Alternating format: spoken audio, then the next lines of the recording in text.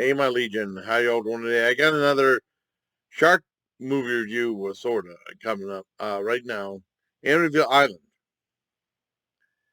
And when I was looking up why did I release it, because I found out about Ouija Shark just by accident, and then I found out about Shark Encounter, their close kind. I don't know if someone sent me a thing trailer for it or what. I can't remember. Through Wild Eye Releasing, right? I went through on Amazon for Wild Eye Releasing and went through a bunch of things, and there was something come up called Amityville Island. And and the one thing with the Wild Eye releasing movies, they're very, very low budget, super low budget. I mean, like, you know, a budget might be like 5,000, maybe 10,000. So, I mean, it usually shows it's very cheap looking, but ambitious. So it's sometimes entertaining, sometimes not. And I've seen a bunch of shark movies from from them. Last one being the Shark Encounters of the Close Kind. No, Shark Encounters of the Third Kind, which was really boring. Lots of filler. And I didn't think they'd do this again, and they did with Amityville Island, because I remember going to Amazon. I looked at the trailer for it. I barely saw a shark in it, so I was like, a little reluctant to see it eventually. I want to see it eventually. I saw it available on YouTube. And I mean, one thing with Water, they have like great artwork and they're trying to sell the product, just like Charles Band used to do with some of those things for Wizard. He'd have like these elaborate artwork to sell the movies, and some of the movies weren't very good. Same with this place. But I think the movie's kind of a dip because there's a giant shark in the movie, Shark Chain Old Lady, and you'll think it's a shark movie, but the shark's only in the movie for like 1 minute. It's only 71 minutes long. The movies are pretty short. I mean, I haven't seen a really long movie from them in a while. I mean, usually it's around between the 75 minute mark, and that's about it. Sometimes longer, but I mean, usually a lot of times they would say they're welcome, but they are. But I've seen like movies, and this movie's really all over the place. Like Shark Exorcist was, but Shark Exorcist was entertaining and fun. Lots of weird stuff happening with the shark all in the movie. This one's not. It starts out, well, first of all, I mean, they were never really bad with padding. In this one, they were. A tripod, 70 minutes. They have like the very same beginning. Uh, well, the movie starts. This girl's moving to Amityville. And this lady said, well, Amityville's nothing but trash, stuff like that. And the lady said, well, I'm going to buy all this stuff that this lady had in these boxes from its sale. And it's being a box on. The girl looked like she was the lady that she'd buy was possessed. And she just, I think she didn't pay any money. She just said you can have it or something like that. And she took it, and there was like a doll in there. And its eyes are glowing. And then her eyes start glowing. And something happened. You hear, you don't see anything. You don't see anything. You don't see any children. You hear children in the background. Then you hear like, she grabs a knife, and then you hear like, ah. And I guess she killed her kid. You don't see nothing. You don't see any of that disturbance. Nothing. And she ended up going to jail and goes to this women's prison, a hard butt women's prison. And basically that was represented by like this boiler room type thing in a basement. This one girl and this other serial killer that this one cop wants to interview. And then and basically like they pad the whole movie like the detective, they show them like driving and then walking real slowly. Or like this one the girl that's like this might be a sequence. They might have done some other just some Amityville killing or something like that. And they show her like opening and closing the bathroom door real slow, and then taking a shower, no nudistry or nothing like that. Going to bed, and just all drawn out to flesh out to like 70-minute feature length film.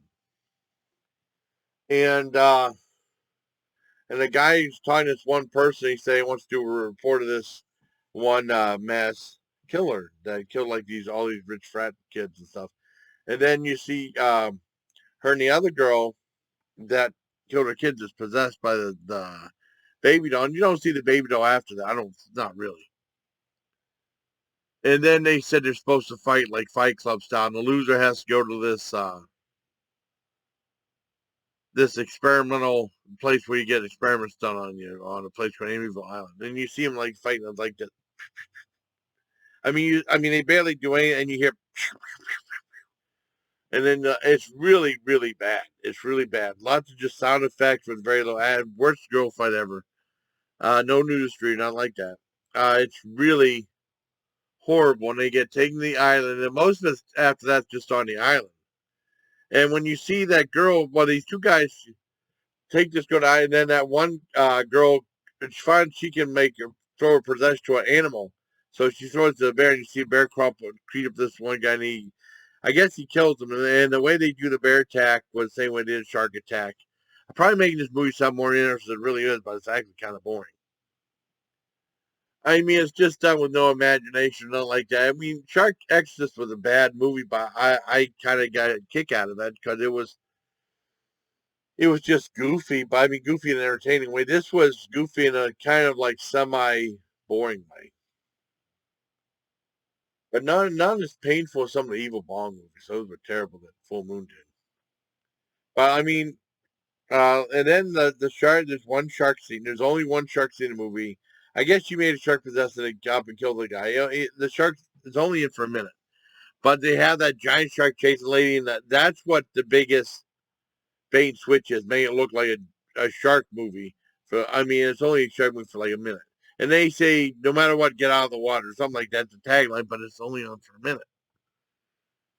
When you only see Shark, then you see him go back and like I guess scientists supposed to be making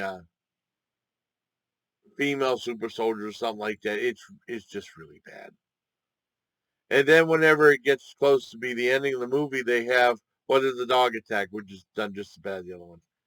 But there's also whenever she gets possessed, I mean she'll go in and out between possessions. She'll be like this. And it's weird because you'll see me dragging that through excited, she'll just be walking real slow. And there's zombies in the movie a little bit, like there's one girl in a mask going along like this. At a snail's pace, and she's been doing it for like 40 minutes. Why? I mean, it's just silly. And I don't mind silly movies, but this one was just kind of boring. It wasn't very good. And like I said, a giant bait and switch with no barely shark being in the movie. And like I said, whenever the movie ends, it shows the exact same credits from the very beginning. That's Full Moon cheat right there. Except, I mean, it was extended a little bit, like saying like special thanks and stuff like that. It might have been an extra minute or two longer, but it was same exact credits. Yeah, this is a bad one. It's just a lie. I give this it made me laugh something. I give it a 1 out of 10. Just because it made me laugh with the girl fight. But I mean, I would have gave it a little bit higher, but they lied so much about the shark. They made it seem like the shark was the main thing in the movie. The shark was like an afterthought. Only in it for 1 minute. And the shark is nothing different than any of the other sharks. Fake looking rubber puppet. Ouija shark, the shark was in there a lot. Even with Close Count of Shark Kind, there was more shark, but that was bad. And this was bad too. Only a 1 out of 10. So if you'd like to review it, till next time, please take care, my legion. A lot of people just say it's very. I mean, like I said, it might be a sequel to the Amityville movies, but I don't really want to watch any other ones. That's some stuff you miss, and there's stuff in the credits that don't really happen in the movie. It's really weird. Like I said, they had the baby doll at the very beginning, and then you don't see it after that. It's just I don't know, but it was bad. Until next time, everybody, like I said, take care.